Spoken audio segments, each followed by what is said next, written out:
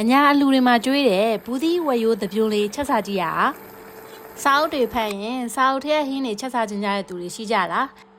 ယူလီယာကတော့စားအုပ်ဖတ်ပြီးစားကျင်သွားလို့ချက်ချင်းအကောင့်ထဲဖော်လိုက်ပါပြီထိုင်းမှာရောင်းတဲ့ဘူးသီးတွေကအလုံးသေးလေးများပါတယ်ဒီနေ့တော့ဈေးမှာဘူးသီးအလုံးကြီးလေးတွေးလို့ဝယ်လာခဲ့လိုက်ပါတယ်ဘူးသီးလေးတဲ့အခါမှာကိုမသုံးသေးတဲ့အပိုင်းကိုဒီလိုမျိုးအိုးလေးတစ်ခုမှာဒီလိုမျိုးလေးမျက်နှာပြင်နဲ့ကတ်ထားရင်အကြာကြီးခံတယ်လို့ပြောပါတယ်ယူလီယာကတော့ဘူးသီးလေးတစ်ဝက်နဲ့ချက်ပါမယ်ကျန်တဲ့ဘူးသီးလေးကိုတော့ငပေါင်းကြော်ကြော်စားပါမယ်ဘူးသီးဆိုရင်ကြော်ကြော်ချက်ဘူးကျင်အားအစာကြိုက်တဲ့သူတွေရှိကြလားဘူးသီးလေးတွေခွန်တင်ပြီးရင်တော့ရင်းနဲ့ဆေးပါမယ်နော်ဒါကတော့ပါဝင်ပစ္စည်းလေးတွေပါဝက်နံယိုကြက်သွန်နီခရမ်းကျင်သည်ကြက်သွန်ဖြူနဲ့ပင်စိမ်းရွက်လေးထည့်ထားပါတယ်ကဲဘူးသီးလေးစိတ်ပါမယ်နော်ယူရီကတော့အညာမှာတော့ဘူးသီးသပြုံးချက်ရင်အတုံးကြီးကြီးသုံးလေးရှိပါတယ်ဘူးသီးတွေနူးဤသွားပြီးတော့ကြတော့အဖက်တွေမကြမှာစိုးလို့ပါတော်တော်များများကဘူးသီးကိုပပလေးစိတ်ကြရပါတော့ဒါကတော့တရားတပုံစမ်းပေါ့နော်ဘူးသီးကအရန်နူလုံးလုံးလေးအထက်ကဦးတွေတောင်မထုတ်လိုက်ပါဘူးရှင်စီတက်ဖို့အတွက်ကြက်သွန်နီလေးခုံခွာပါမယ်နော်ပြီးရင်တော့ကြက်သွန်မျိုးကိုတော့ထပ်ဝက်ပိုင်းလိုက်ပါမယ်ဒါကတော့ကြက်သွန်မျိုးအခုမခွာခြင်းတဲ့သူတွေအတွက်နောက်ထပ်နည်းတစ်နည်းပေါ့နော်ကျက်သွန်နီကိုတော့ပိုချွန်အောင်လို့ဗမာကျက်သွန်အသေးလေးတွေသုံးထားပါတယ်ရှင်ကျက်သွန်နီကအခွန်ပါပြီးရင်ရေမဆေးပဲလှီးရင်ပိုကောင်းတယ်ပြောလို့စမ်းပြီးတော့လှီးကြည့်ပါမယ်နော်ယူလီယာလိုလှီးရဲ့သူရှိရင်လည်းပြောခဲ့ပါအောင်နော်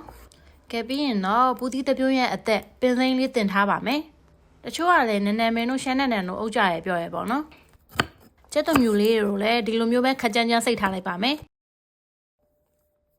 ကဲအားလုံးပြင်ဆင်ပြီးပြီဆိုရင်တော့စားချက်ပါတော့မယ်နော်အိုးထဲမှာစီလေးထည့်ပြီးတော့ကြတော့ကြက်သွန်နီလေးစီတက်ထားပါမယ်ပြီးရင်တော့ဝက်နံယူလေးထည့်ပြီးတော့အရင်လုံးပါမယ်စီကအရေတောက်ဆိုတော့ကြတော့နည်းနည်းပဲထည့်ပါနော်ပြီးရင်တော့ခရမ်းကျင်သည်မြို့သီးအစိမ့်မုံထည့်ပြီးတော့ကြတော့စီတက်ပါမယ်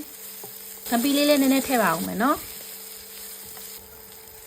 ပြီးရင်တော့ဇက်လိုက်ကြော်ရီကိုဘူးသီးထည့်ပါတော့မယ်ဘူးသီးနဲ့ပါဝင်ပစ္စည်းတွေကိုအားလုံးသမအောင်ခဏလောက်လုံးပေးပါမယ်နော်အရသာအတွက်ကစားသစွန်ဒါရှိမုံသစွန်ခွဲထဲပါမယ်တကယ်တော့လေဘူးသီးနဲ့ဝယ်ရိုးရထွက်တဲ့အချိုတက်လေးတွေကြောင့်တခြားရသာတွေကတိတ်တောင်ထည့်စရာမလိုဘူးနော်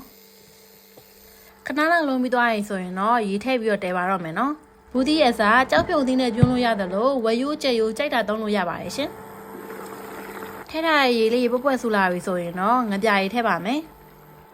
ငပြာရည်ထည့်ရင်ဒီလိုမျိုးပွက်မှထည့်ရင်အနက်မနန်တော့ပါအောင်နော်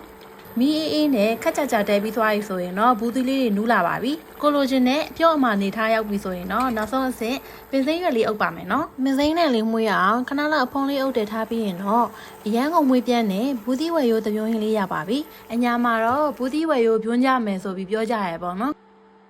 ဒါကြောင့်မို့ဘူးသီးမအရေးလာမတော်နဲ့ဆိုပြီးတော့ပြောကြရထင်တယ်နော်ပင်စိမ်းနဲ့တင်းတင်းလေးနဲ့ဘူးသီးစိတ်လေးတွေကရှားပေါ်မှာပျော်ဝင်သွားမတက်ကောင်းမွန်လို့ချက်စားကြည့်ကြပါအောင်နော်